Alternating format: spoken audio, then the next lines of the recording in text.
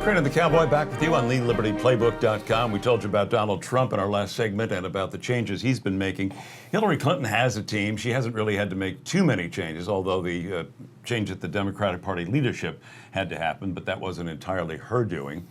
So while she has her team in place, she's been taking a lot of time off. Some websites are showing photos of her with this pillow on a chair everywhere she goes, different pillows, and it leads to the suspicion that she may have some health issues. Well, I think she obviously has health issues. I mean, if you notice when she stands on behind the podium when somebody else is speaking, she leans on a stool. I don't think she can stand up for a half an hour. So does she lean to her left? Well, she always leans to her left, but she tries to lean back towards the center every now and then. I think there are physical problems with her. She's overweight. Anybody will tell you that. She's 69 years old. She doesn't look well. And she seems to have trouble with balance getting upstairs. So is that a result of the time she fell in 2012? Who knows? You know, I was telling you, my 98-year-old father who just renewed his medical license, he just says, I can't diagnose anything, but he says he's looking at her and he goes, she's not a healthy woman. Well, the other thing, too, is, I mean, how much stress has she been under? Everybody handles stress differently, and Hillary Clinton may look like she's brushing everything off, but it has to be something she's probably internalizing. Speaking of that, we now learn that Mr. Comey's not really going to be doing much. Maybe he's not even going to chase the Clinton Foundation.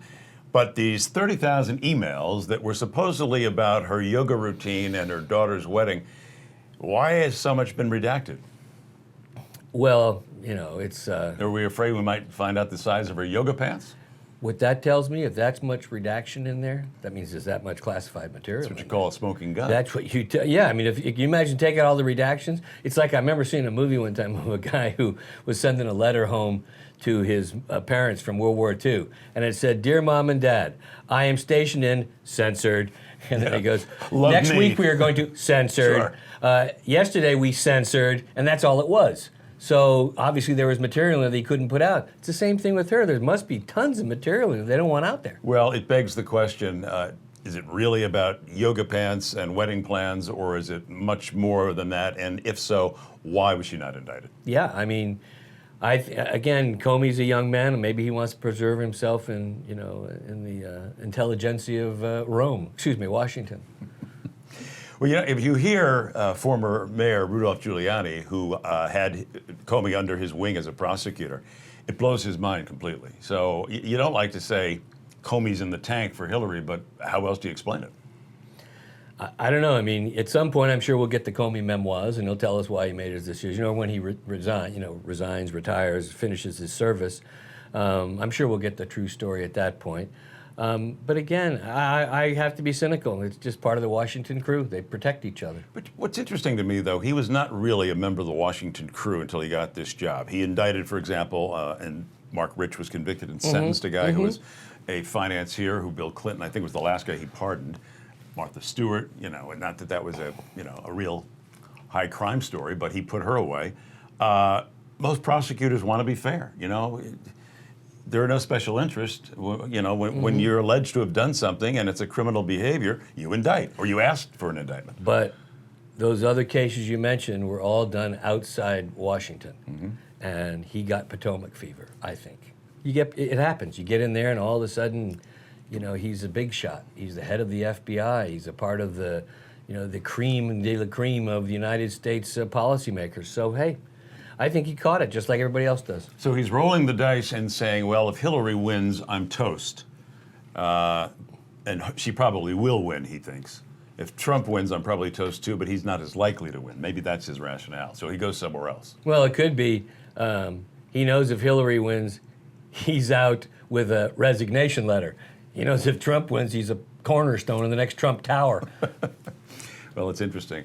We will be following that because the more things that leak out day by day about this, you really, where there's smoke, there's fire. 30,000 emails about two subjects, as it's alleged, much of it redacted.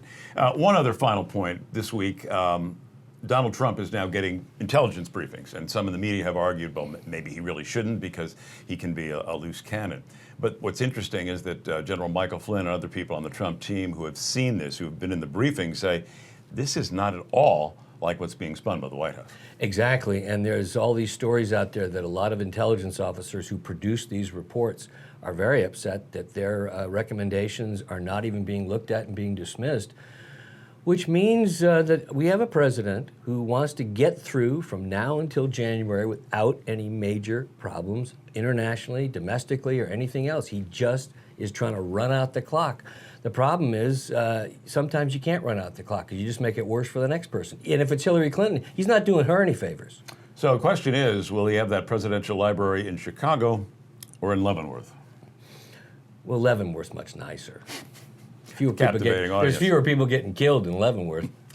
Interesting to see what happens if there's going to be some sort of a post-mortem on the era of Obama, the hope and change, as we've been told. It's been a little bit different from the economy to foreign policy. Yeah, you have no hope and you got nothing but change in your pocket. There we go. That's thelibertyplaybook.com, Crane and the Cowboy for this August 18th. We'll talk again soon. Huddle up!